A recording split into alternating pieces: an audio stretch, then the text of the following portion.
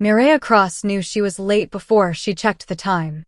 Not because the clock said so, but because her phone had been silent for 10 minutes. No new notifications. No missed calls. No messages. Just quiet. And in Armani Giordano's world, quiet wasn't peace. Quiet was the moment before something broke. She stopped outside the building, staring up at the 7th floor where one office light still glowed like a warning. The rest of the city was alive, cars hissing down wet roads, distant horns, music from somewhere she couldn't see. But here, it felt like the whole world had stepped back and left her alone with her mistake. Her fingers tightened around her phone. The last message sat on her screen like a verdict. Upstairs. Now. 2 words. No punctuation. No anger. Which was exactly why her stomach turned. Armani didn't rage. He didn't send paragraphs. He didn't threaten. He simply summoned. And when he summoned you at night, you didn't come to talk. You came to account for yourself. Mireia drew in a breath and stepped inside. The lobby was empty. Too clean. Too composed. The kind of composed that made her footsteps sound like evidence.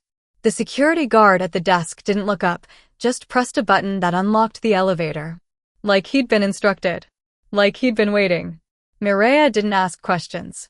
She'd learned early that questions were expensive in this building. The elevator doors slid open. She walked in. As they closed, she caught her reflection in the mirrored wall, eyes wide, hair slightly undone, the expression of someone who still hadn't figured out how she ended up orbiting a man like Armani Giordano. A man the city called a businessman. A man other people whispered about in lowered voices. A man who didn't need to raise his voice because everyone around him already understood what silence meant. The elevator moved upward. Floor numbers blinked too slowly. Mireia tried to rehearse an explanation, something neat and harmless. Something that didn't sound like she'd been careless. But explanations didn't matter with Armani. Truth did. And the worst part was, she didn't even know what truth he wanted tonight. The elevator chimed. The doors opened onto a dark hallway with only one door lit at the end. His door. It wasn't fully closed. It never was. Like Armani wanted you to understand you weren't entering his space, you were being allowed into it. Mireia walked forward anyway, every step tightening the knot in her chest. Inside, the office was dim, the Chicago skyline stretched wide behind floor-to-ceiling glass. City lights glittered like 1,000 watching eyes. Armani stood by the window, his back to her, hands behind him as if he'd been waiting a long time. He didn't turn when she entered. He didn't speak. He didn't even acknowledge she existed. And Mireia's pulse began to race, because she realized something with sick clarity.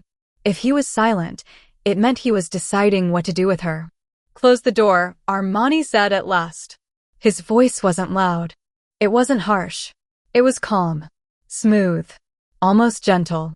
That calm landed in her body like a threat. Mireia reached back and shut the door. The click echoed through the room. Armani still didn't turn. A slow second passed. Then another. Mireia's throat tightened. You texted me. I know. 2 words again. No emotion. No heat. He was still staring out at the city like she wasn't even the point, like she was something he'd already understood, already measured, already decided. Mireia forced herself to speak. I'm here. Armani finally moved, just slightly. Not turning fully. Just enough that she could see the side of his face. The sharp line of his jaw. The dark stillness in his eyes. Tell me, he said, why your phone was off. Mireia blinked. It wasn't. Armani lifted his hand. Not high. Not dramatic. Just a small motion. And Mireia stopped talking instantly. That's what people didn't understand about him. Armani Giordano didn't control rooms by shouting. He controlled rooms by making you aware of how quickly everything could become unbearable if he chose it. Mireia swallowed. My battery died. Silence. Armani looked at her properly now. Not like a man checking facts. Like a man reading a lie off her skin. Your battery, he repeated softly, died. Mireia's heart hammered. She nodded once. Yes. Armani didn't raise his voice. He didn't argue. He didn't accuse. He simply walked to his desk, picked up a phone that wasn't hers, and placed it down in front of him. Then he looked at her. And for the first time that night, he smiled. It wasn't warm. It wasn't kind.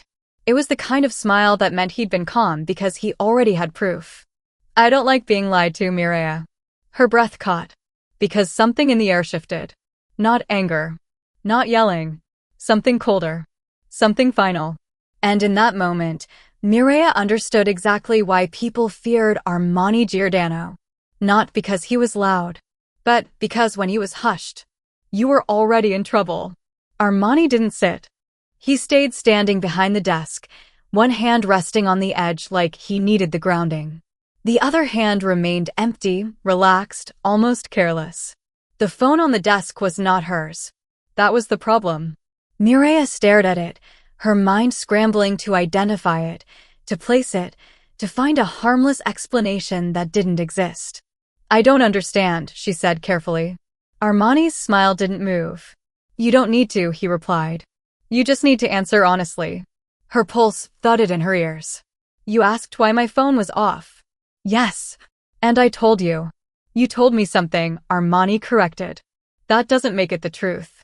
Mireya clenched her hands at her sides. Why do you have that phone? Armani tilted his head, studying her like she'd asked an interesting question. Because when your battery died, Mireya, you were standing under a streetlight on Mercer Avenue. Her breath stuttered. You were checking the time, he continued calmly, and then you smiled at something on your screen before you put the phone in your bag. The room seemed to tilt. I watched the camera feed, he added, almost conversationally.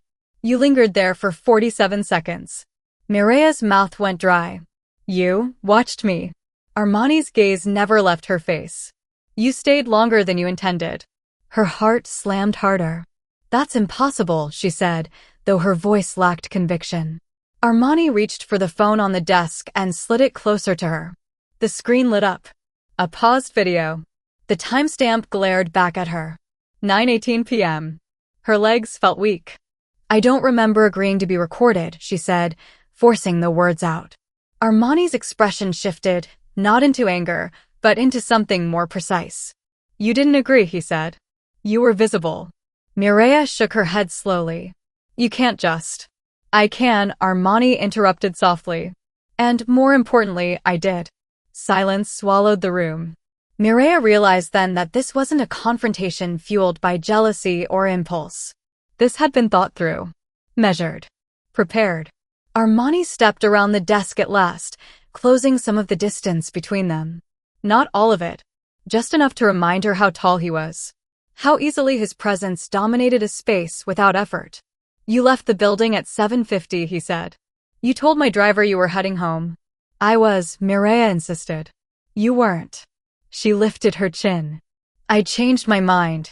Armani nodded once, as if conceding a point. You did. He paused. And you didn't tell me. Mireya's jaw tightened. I don't report every decision I make.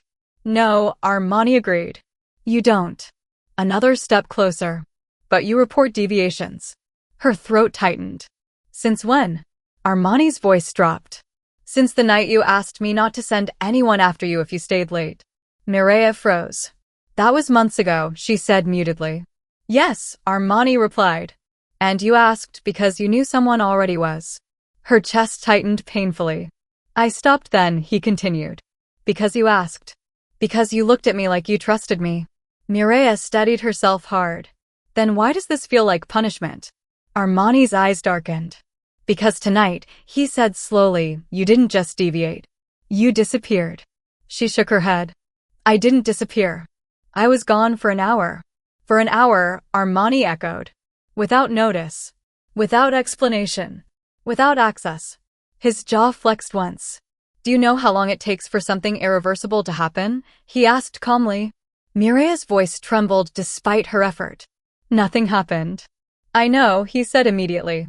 That word hit her harder than accusation ever could have. I know exactly what happened, Armani continued. Where you went. How long you stayed. Who you spoke to. Her breath caught. Who? Armani stopped in front of her. Close now. Too close. You ordered tea instead of coffee, he said subduedly. You sat with your back to the wall. You checked the door twice. You laughed once briefly, and then you stopped. Mireya stared at him, horror creeping up her spine. That laugh, he added, didn't reach your eyes. Her chest rose sharply. Why do you know that? Armani held her gaze, unblinking. Because I was making sure you were safe. Her voice cracked. That's not safe. That's surveillance. Armani's expression tightened, just slightly. Safety, he said, is knowing where you are when things go wrong. And control. Mireya demanded. What do you call that? For the first time since she'd entered the room, Armani hesitated. Just a fraction of a second. Then he answered honestly. I call it responsibility. The words settled heavily between them. Mireya took a step back, creating space. You don't get to decide that for me. Armani didn't follow. I didn't, he said. You did. She laughed softly, bitter. How? When you chose to work for me, Armani replied. When you accepted protection without reading the fine print. Her hands trembled. You never told me there was fine print. Armani's voice lowered. You never asked. The pause that followed was thick, suffocating. Mireya realized something then, something cold and undeniable. Armani Giordano hadn't lost control tonight. He had simply decided to stop pretending he didn't have it. The composition stretched. Not the sharp kind this time. Not the dangerous stillness Armani used like a weapon. This stillness was heavy. Waiting. Mireya felt something inside her shift, not relief, not calm, but resolve. Fear was still there, coiled tight in her chest, but it was no longer in charge. You don't get to rewrite consent, she said hushly. Armani's eyes flicked to her face. Explain, he said. Mireya folded her arms, grounding herself. Protection isn't protection if it doesn't give the person being protected a choice. Armani studied her as if deciding whether the conversation itself was permitted. You had a choice. No, she said. I had assumptions. He didn't interrupt. She took that as permission or maybe defiance. You hired me to organize your life, not surrender mine, Mireya continued. I agreed to discretion. Loyalty. Professional boundaries. Her voice steadied as she spoke. I didn't agree to being tracked like a liability. Armani's jaw tightened, just slightly. You think that's what this is? He asked. What else would you call it? She shot back. You didn't ask where I was. You didn't check in. You observed. You gathered information and waited for me to walk into this room so you could decide what to do with it. Armani took a step forward. Mireya didn't move. That's not a concern, she said. That's ownership. The word hung between them. Ownership. Armani exhaled slowly through his nose. Careful. With what? She asked. The truth. His eyes darkened. With conclusions.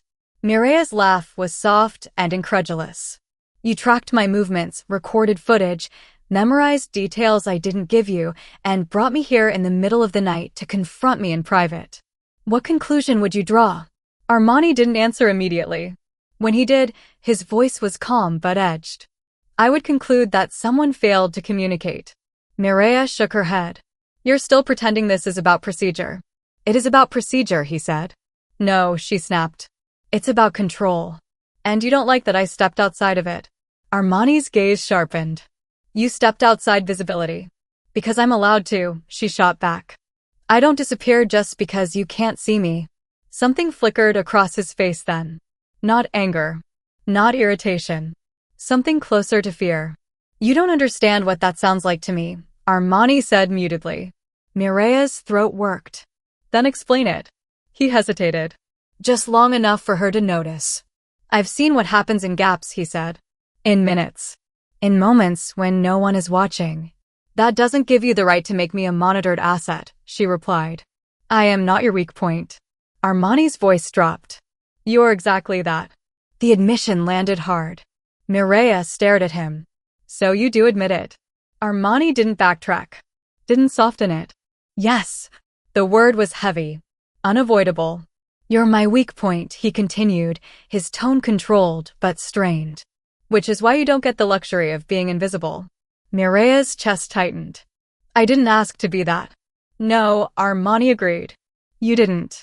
She took a step closer now, closing the distance he'd been managing so carefully. Then stop treating me like a consequence you have to manage. Armani's eyes dropped to where she stood, close enough now that he could reach out without effort. You think this is about managing you? He asked softly. Then what is it about? Armani met her gaze again. Managing myself. The honesty in his voice disarmed her more than anger ever could have. You don't raise your voice, Mireya said slowly, because if you did, it would mean you've already decided. Armani didn't deny it. And tonight, she continued, you're subdued because you're trying not to. His fingers flexed once at his side. Trying not to do what? She asked. To cross a line, Armani said. Mireya's heart pounded. Which one? He stepped closer, close enough that the space between them vanished, but not touching. The one where I stop pretending I can let you walk out of my sight without consequence. Mireya's breath caught. You can't keep me here, she said. Armani's voice dropped to a near whisper. I know. Then let me leave. Silence. Not refusal. Consideration. Armani looked at her like the decision hurt him. You can, he said finally. Right now. Mireya searched his face. And if I do? Armani's gaze didn't waver. Then I lose. The words stunned her. You, she whispered. Yes. For someone who controls everything, she said composedly, you don't sound very certain. Armani's lips curved into something that wasn't quite a smile. That's because certainty requires distance. Mireya stood there, heart racing, knowing the door was still behind her. Knowing she could walk away and end this moment cleanly. She didn't move. Instead, she asked the one question she knew would matter. If I stay, she said, do you stop pretending this is just work? Armani's eyes darkened. And for the first time that night, his pause wasn't strategic. It was an answer. Armani didn't answer her right away. He turned away instead, walking back toward the windows. The city stretched out beneath him, lights pulsing, indifferent to the muted storm inside the room. When I raise my voice, he said at last, it means I've already failed. Mireya frowned. Failed at what? At restraint. He rested his hand against the glass, fingers splayed, as though grounding himself. People think shouting is power. It isn't. It's panic. It's what happens when control is already gone. Mireya watched him carefully. And stillness. Silence, Armani said, is what comes before the damage. He turned back to her slowly. There was no menace in his expression now. No performance. Just a tired honesty that made her chest ache unexpectedly. In my world, he continued, voices rise when someone is about to be punished. Or when someone didn't see the threat coming in time. Mireya's throat tightened. So when you're subdued? I'm counting, he finished. Every variable. Every risk. Every outcome that doesn't end in blood. The word landed heavily between them. You think I enjoy this? Armani asked composedly. Living like every absence is a warning? Like every unanswered call means I'm already too late? Mireya hesitated. You act like you've been too late before. Armani's jaw clenched. Yes. The single word carried weight. History. He moved back toward the desk, picking up the glass of water he hadn't touched earlier. His hand was steady. His eyes were not. There was a time, he said, when I trusted gaps. When I assumed the pause meant everything was fine. Mireya didn't interrupt. I told myself that if something mattered, I'd hear about it. That people would call. That I'd know. He let out a slow breath. I was wrong. Her chest tightened. What happened? Armani didn't answer immediately. When he did, his voice was lower. Rougher. Someone I loved believed she didn't need protection, he said. She thought independence meant distance. She thought I was being controlling. Mireya felt the weight of the words press against her ribs. And, she asked softly. And I respected that, Armani replied. I stepped back, gave space. Trusted the world to behave. His mouth twisted into something bitter. It didn't. Silence filled the room again, but this time it wasn't sharp. It was heavy with things unsaid. She was taken, he continued. Used. And by the time I understood what her hush meant, he stopped. Mireya didn't need the rest. I didn't raise my voice then either, Armani said mutedly. I stayed calm. Efficient. I did what I had to do. His gaze lifted to hers. But I learned something I never forgot. Mireya whispered, what? That stillness is never neutral, he said. It either means someone is safe, or someone is already in danger. Her heart pounded. So when I didn't answer, you became a question I couldn't afford to ignore, Armani said. And questions in my world get answered quickly. Mireya forced down her fear. That doesn't make it fair. No, he agreed immediately. It makes it honest. He stepped closer, stopping just short of her space. You asked if I would stop pretending this is just work if you stay, he said. This is what I'd be stopping. Mireya searched his face. And what would replace it? Armani's voice dropped. Responsibility. For what? For you, he said plainly. The simplicity of it scared her more than any threat could have. You're asking me to accept your fear, Mireya said. I'm asking you to understand it, Armani corrected. There's a difference. She took a breath. And if I don't?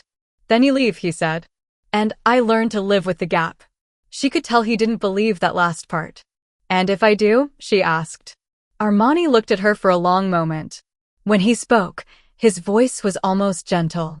Then you stop being invisible to me. The words settled over her like a promise and a warning all at once. Mireya realized then that this wasn't about surveillance. It was about what happened when a man who'd lost too much decided he couldn't lose again. And standing in front of Armani Giordano, she understood something with sudden clarity. The most dangerous thing about him wasn't his control. It was how deeply he feared caring. Mireya didn't speak right away. She should have. She knew that. Silence had teeth in this room. Silence belonged to him. But for the first time since she'd walked in, Armani wasn't using it as a weapon. He was offering it. You make it sound like a sentence, she said finally. Not a choice. Armani didn't look away. Choices don't exist without consequences. And you've already decided mine, she asked. No, he said. I've decided what I'm willing to risk. Her chest tightened. And what is that? Armani exhaled slowly. You. The word sat between them raw, unguarded. Mireya let out a subdued breath. You talk about responsibility like it's a burden. It is. For someone who chose this life? Armani's mouth curved faintly. No one chooses responsibility. It accumulates. He moved to the sideboard and poured himself a drink, the amber liquid steady despite the tension in his shoulders. He didn't offer her one. That, too, was intentional. You think I don't know what this looks like from your side? He asked. A powerful man justifying control with fear. A cautionary tale wrapped in expensive suits. Mireya held his gaze. Then stop acting like one. Armani's eyes flicked back to her. I don't know how. The honesty startled her. I know how to dominate, he continued composedly. I know how to eliminate threats, close gaps, and keep people alive. He clenched. I don't know how to care without turning it into something sharp. Mireya felt something shift in her chest. You're afraid, she said. Yes. Not denial. Not deflection. Yes. Of losing control? Of losing you. The admission hit harder than any raised voice could have. Mireya steadied herself. You don't even know if I'd choose to stay. Armani stepped closer, slowly, deliberately. I know you could leave. But you don't think I will. No, he said. I think you're still deciding. She was. That was the terrifying part. You talk about protection, she said. But protection can suffocate. I know, Armani replied. That's why I haven't touched you. Her breath caught. He noticed. I could, he said softly. I've wanted to. But wanting something doesn't give me the right to take it. Mireya searched his face, looking for the arrogance she'd expected. She didn't find it. What happens, she asked hushly, if I stay and decide this is too much later? Armani's jaw flexed. Then I let you go. She studied him. Even if it hurts. Yes. Even if it feels like losing her again. Armani closed his eyes briefly. Yes. The word sounded like a vow he didn't want to make, but would honor anyway. Mireya stepped closer. Not touching.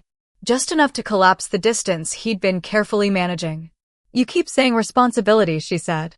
But responsibility goes both ways. Armani opened his eyes. Explain. If I stay, she said, voice steady despite her racing heart, I don't do it as something you manage. I do it as someone who sees you clearly. Who knows what you're capable of. Who chooses it anyway. Armani's breath slowed. And you don't get to pretend that it doesn't scare you, she added. Because it should. His lips curved slightly. It does. Good, she said softly. Then we're being honest. Armani looked at her like she'd said something dangerous. You don't make this easy, he murmured. I never promised to. For a moment, neither of them moved. Then Armani spoke, his voice lower than before. If you take one more step, he said, I won't stop you. Mireia didn't hesitate.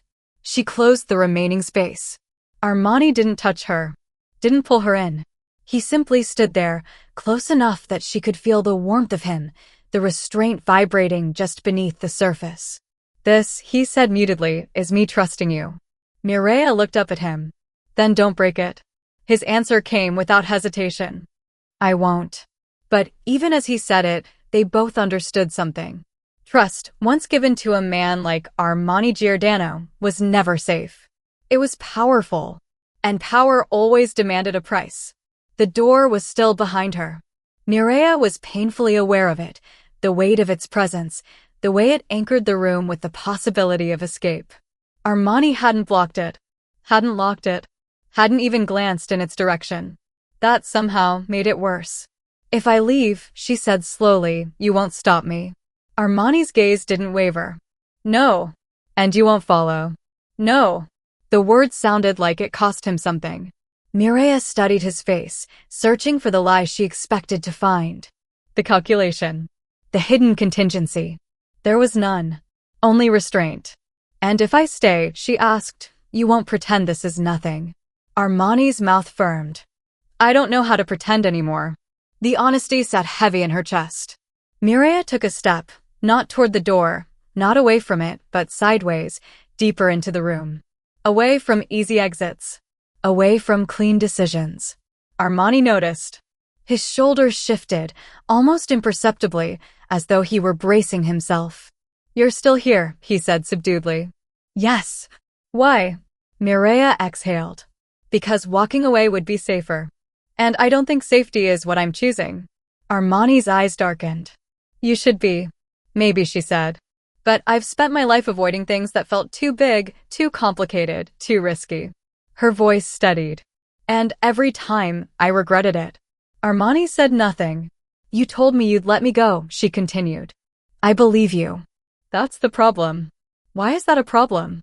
Because it means staying is real, she said softly. Not forced. Not managed. Armani took a slow breath. You don't owe me this. I know. Staying means my world doesn't get gentler, he said. It gets sharper. I'm not asking it to be gentle. Silence wrapped around them again, not the dangerous kind. The kind where both people were weighing the cost of honesty. Armani finally spoke. If you stay, you don't belong to me. Mireia looked up at him. Then say that again. You don't belong to me, he repeated. I don't own you. And yet, she said, you're still afraid. Yes. She nodded once, like that was enough. Then I stay, Mireia said. The words landed like a verdict. Armani went very still. Not in control. Not calculating. Stunned. You're certain? He asked. No, she admitted. But I'm choosing. Armani's throat worked as her throat worked. You don't know what that does to me. I have an idea. She stepped closer, not to provoke, not to test, but to stand in front of him openly. This isn't surrender, she said. It's consent. Armani's hands flexed at his sides. He didn't touch her. Didn't move. Say it again, he murmured. I'm staying, Mireia said. Because I want to. Not because you watched. Not because you summoned me. Armani closed his eyes briefly. When he opened them, something fundamental had shifted. Then understand this, he said, voice low. From this moment on, I don't get to be careless with you. Were you planning to be? She asked composedly. No, he replied. But now it's a rule. She held his gaze. And you follow your rules. Armani's lips curved faintly. Obsessively. Mireia felt the weight of the decision settle into her bones. Staying didn't feel romantic. It felt consequential. And Armani knew it too. He stepped back once, giving her space. Giving her one last chance to change her mind. She didn't take it. Instead, she said the words that sealed everything. Tell me what this makes me. Armani looked at her like the answer terrified him. It makes you, he said slowly, someone I will never be able to afford to lose. The truth in his voice stole her breath. Outside, the city kept moving. Inside, something irreversible had just been decided. Armani didn't move for a long moment after he said it. Someone I will never be able to afford to lose. The words seemed to hang in the air between them, heavier than anything else spoken that night. Mireya felt them settle into her chest, not like comfort, but like truth. You shouldn't say things like that, she murmured. Armani's gaze stayed locked on hers. I shouldn't feel them either. She forced down her fear. And yet you do. Yes. The admission came too easily now. Like once he'd crossed one line, the others no longer mattered. Mireya shifted her weight, suddenly hyper-aware of how close they were. Of how the air between them felt charged, almost tight. You've been standing this close for a while, she said hushly. Armani exhaled. I know. And you haven't touched me. I'm trying not to. The honesty sent a shiver through her. Why? She asked. Armani's jaw flexed. Because once I do, I won't pretend this is anything less than what it is. And what is it? Mireya whispered. He stepped closer. Not fast. Not sudden. Deliberate. I've spent my life controlling distance, Armani said. Knowing exactly how close to stand. When to pull back. When to disappear. His voice dropped. With you, every instinct I have is wrong. Mireya's heart pounded. Then stop listening to instinct. Armani's eyes darkened. You don't know what you're asking. I do, she said. I'm asking you to be honest. He looked at her for a long moment, like he was memorizing her face. As if he needed to know he'd remember this exact version of her if everything else went wrong. Then, finally, he lifted his hand. Slowly. Not touching yet. Just hovering near her wrist, giving her time to pull away. She didn't. Armani's fingers closed around her wrist, not tight, not claiming. Grounding. As if he needed the contact to remind himself she was real. The effect was immediate. His composure cracked, not violently, not dramatically, but in the way his breath changed. In the way his shoulders loosened, like he'd been carrying too much weight for too long. Tell me to stop, he said mutedly. Mireya met his gaze. I won't. Armani's thumb brushed the inside of her wrist, where her pulse raced openly beneath his touch. So this is what you choose, he murmured. Knowing exactly who I am. Yes. And what I'm capable of. Yes. And that once I care, I don't do it halfway. Mireya's voice was steady. Neither do I. That was the moment. Not the touch. Not the closeness. The moment he believed her. Armani's hand slid from her wrist to her waist, firm now, unmistakably present. He didn't pull her in. He didn't rush. He waited. Mireya stepped into him instead. The sound Armani made was subdued, but raw. Like something torn loose after being held too long. His other hand came up, framing her face, thumb brushing her cheek with a care that contradicted every story people told about him. This, he said softly, is where I become dangerous. Then be careful, she whispered. Armani's forehead rested against hers. I don't know how. She breathed him in leather, clean soap, something darker beneath it. Then don't pretend, Mireya said. Armani closed the last inch between them. The kiss wasn't frantic. It wasn't desperate. It was controlled in the way only restrained men are, slow, deliberate, like he was choosing every movement instead of losing himself to it. But the intensity was unmistakable. When they finally broke apart, both of them breathing unevenly, Armani didn't let go. He rested his forehead against hers again, eyes closed. This changes everything, he said. Mireya didn't argue. I know. And for the first time that night, Armani didn't try to manage the consequence. He accepted it. Armani was the first to step back. Not because he wanted to. Because he needed to. Mireya felt the absence of him immediately, the way the room cooled, the way the weight shifted. He moved just far enough to look at her clearly, like he was recalibrating the world with her now inside it. This doesn't end tonight, he said. She nodded. I know. There will be rules, Armani continued. Not the ones you think. Not the ones I give to everyone else. Mireya studied him. Rules for me? For myself, he corrected. Because I don't trust my instincts where you're concerned. The admission was composer than everything else he'd said, and somehow heavier. What kind of rules? She asked. Armani's tension crossed his face. The kind that stops me from turning you into something I guard instead of someone who chooses. Mireya's chest tightened. You think you'll forget that? No, he said honestly. I think I'll fight it. She considered that. And if you lose?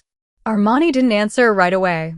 He walked back toward the window, hands clasped behind him again, but this time, the posture wasn't dominance.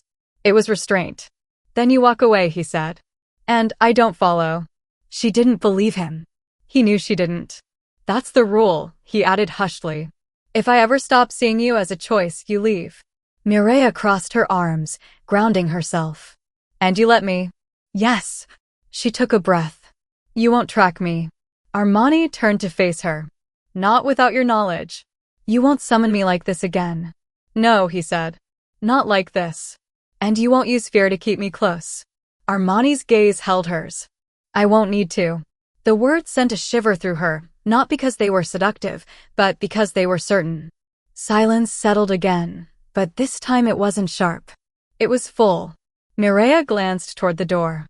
So what happens now? Armani followed her gaze, then looked back at her. Now I take you home. She raised an eyebrow. You're home? Yes. That sounds like another line. It is, he agreed. But not the kind you think. She waited.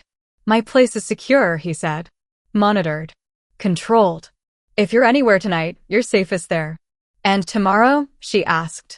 Armani didn't hesitate. Tomorrow, you decide again. The simplicity of it caught her off guard. You really mean that, she said. I don't offer permanence, Armani replied. I offer honesty. Mireya nodded slowly. Then I'll take honesty. He moved toward her, stopping just short of touching again. If you come with me tonight, people will notice. People already notice, she said softly. Yes, Armani agreed. But now they'll understand. Understand what? That you matter. The word landed with muted force. Mireya felt the weight of it, not like flattery, but like inevitability. Okay, she said. Armani held her gaze for a long moment, as if committing this version of her to memory. Then he nodded once. Okay, he echoed. He reached for his jacket, draping it over her shoulders without asking. The gesture was instinctive, protective, familiar, restrained. When she slid her arms into it, she felt the finality of the moment settle. This wasn't a beginning. It was a crossing. As they walked toward the door together, Mireya glanced back at the office, the subdued, the glass, the place where everything had shifted. Armani, she said. He paused. You never raised your voice, she said composedly. Not once. His mouth curved faintly. I told you. When I do, it's already too late. She met his eyes. And now? Armani opened the door for her. Now, he said, I stay hushed, because I'm choosing to. Mireya stepped through the doorway. And the door closed softly behind them. Not like a lock. Like a decision. And that's how Mireya learned something no one ever warns you about. The most dangerous men aren't the ones who shout. They're the ones who decide mutedly. If this story stayed with you, if you felt the tension instead of just hearing it, then you're already part of this diary. I post dark, standalone romance stories like this. Each one is different. Each one is dangerous in its own way. Subscribe if you want more stories where power, obsession, and choice collide.